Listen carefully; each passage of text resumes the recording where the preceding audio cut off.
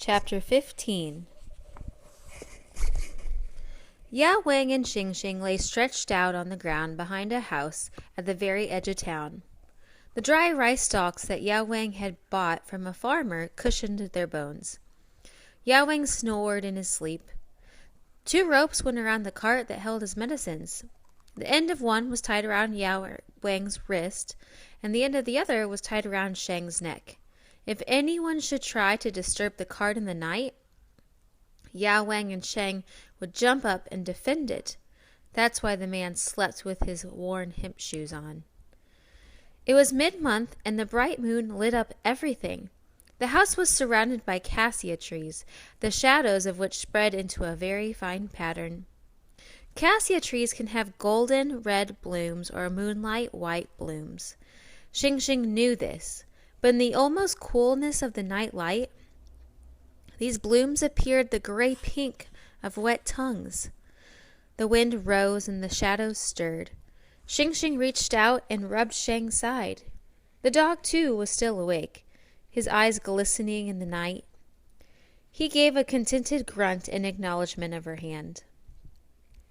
Ya Wang normally stayed at inns or patients' homes, but no patient today had offered lodging in return for services.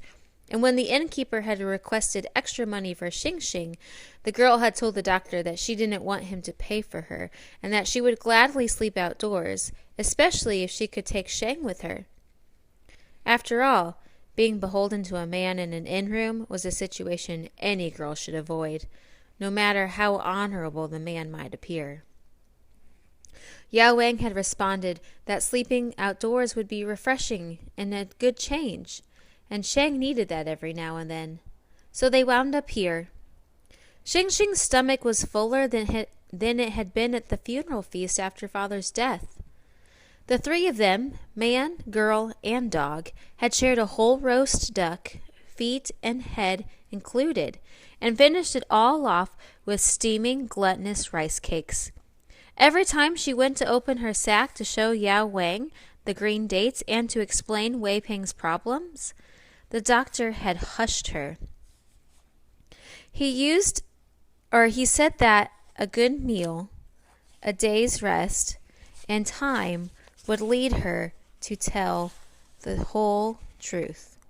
He didn't want to waste his time listening to partial truths that would result in nonsense. Though Xing Xing felt the pressure of time passing, she had no choice but to practice patience. So she had lain down in silence, listening to the drums of evening that came from the town, and then the croaks of the frogs in the rice paddies. She watched the cassia patterns for hours. Every joint, every muscle of her body was tired. Even her skin was exhausted. She had traveled a long way, but she had found the Langzong. This much of her journey had been successful. She closed her eyes and yielded to sleep. In early morning, the bells from the town woke them. The air was clear. Down in this river valley, summer mornings didn't come in the guise of fog. Xing Xing looked around and felt the lack of dragon spruce and azaleas and the cuckoos overhead. The difference in altitude made it feel like she was in a very different world, much farther from home than she knew she really was. Ya Wang told Xing Xing to guard his cart while he washed himself in the river. He didn't just splash his arms and legs from the bank. He took off his clothes right in front of her and jumped in. He swam and went under the water and floated on his back, his great belly shining in the dawn sun, and Sheng paddled around him joyously. People passed on the street singing folk songs. They laughed with wonder at the sight in the water, for neither dog nor man had any fear, even when a boat came, bearing boxes for the market. Xing Xing marveled that one who weighed so much as Ya Wang could be lifted so easily by the water, when a small child could disappear below and never be seen again. She walked up and down the bank looking into the water, hoping to see the beautiful fish while she waited for her companions.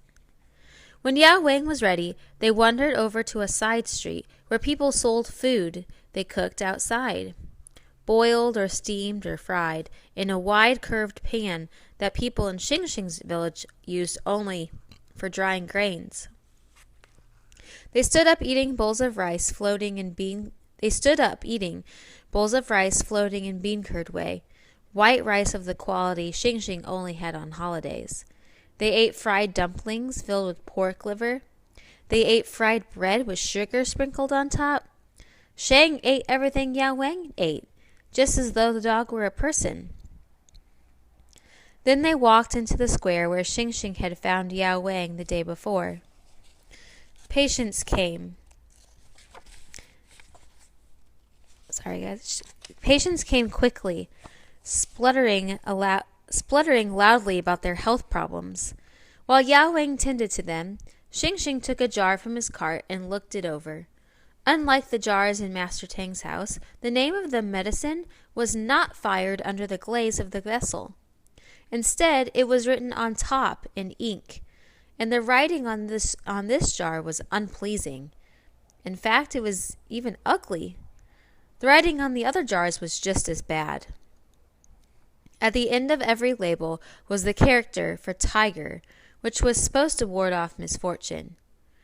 But the character was so awkward, Xing Xing was sure it had no power at all. She searched around in the cart for a paintbrush and ink. She found a crude brush, a jar of ink powder, and a bowl meant for mixing up the ink. She didn't want to leave Yao Wang for the time it would take to go down to the river for water. So, she spit in the bowl and mixed in some powder to make a small amount of ink. She painstakingly scratched away every bit of the lettering on the jar in her hand. She wrote the name of the contents again in her most beautiful calligraphy. She did the same to the second jar and a third, all the while keeping her activity a secret from Yao Wang. She couldn't wait to see his reaction when he came upon them later. The rest of the day passed in this way, as did the following 3 days. While Yao Wang cured patients, Xing Xing lettered the medicine jars and combed Shang's long hair with her fingers. They slept on rice stalks each night, and every time Xing Xing tried to talk, Yao Wang hushed her. On the morning of their 5th day together, Yao Wang said, "Talk today, but only when I can listen." So whenever Yao Wang had a lull in his business, Xing Xing talked. She explained that the spirit of stepmother's mother had told stepmother that the green dates made good medicine, although Xing Xing confessed that the spirit had not told her for which ailments. She revealed that stepmother wanted Yao Wang to tell everyone that it was Wei Ping who had recognized the medical value of the dates, so that she could find a husband. And, despite stepmother's order never to tell anyone, she told him about Wei Ping's feet and about the demon raccoon that she had so grievously erred in bringing home, and about the cleaver in stepmother's hands. In her whole life, Xing Xing had never said so many words to anyone.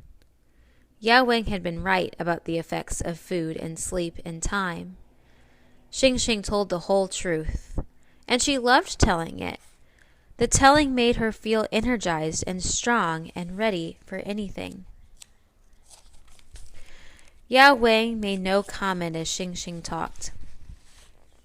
When it came time for the midday meal, Yao Wang bought them fried fish and seaweed, and then they sat in the shade of a jujube tree and munched on the first apples of the season. Yao Wang turned his face to the sky and spit the apple pits in a high arc like a small child.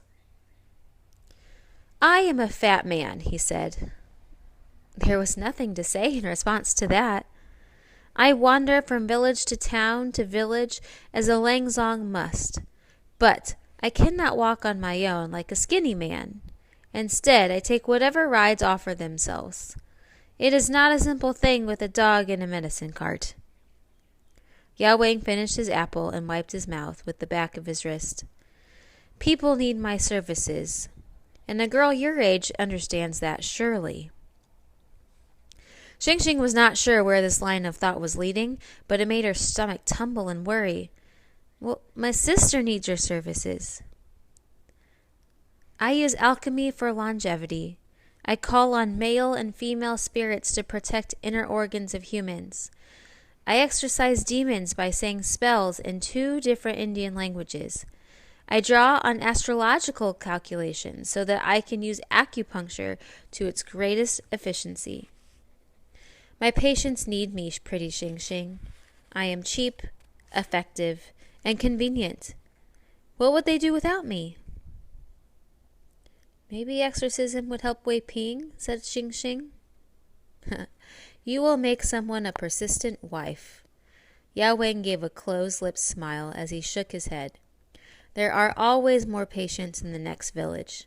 I have already passed your way, and I cannot return so soon. It would be too hard for me to get there and back here again. The most I can do is give you a balm and teach you how to apply it. I'd be afraid of doing it wrong, said Xing Xing. That's exactly how I feel each time I meet a new illness, said Yao Wang. But I will ask the spirit of Sun Si Mayo to guide your hand as he does mine. Xing Xing worked to keep the disappointment from her face and her voice. May the dates be beneficial for something, she said, tucking the sack into Yao Wang's cart. Thank you. I will experiment with them, he said, and if they turn out to be useful as drugs, I will tell everyone that they came to me from a woman and 2 girls who live in a cave home outside of your village. That's the best I can do. He handed Xing Xing a small cloth sack from his cart. Take the entire bag. Mix a little with soy oil. Rub it all over both of Wei Ping's feet, and then put a dab right on the open wounds. Do this every other day until scar tissue has formed over the missing toes. And hide the sack well to keep it safe from pickpockets. Xing Xing kept her head down so that Yao Wang couldn't notice her dripping nose. She took the sack of powder, bowed, and left.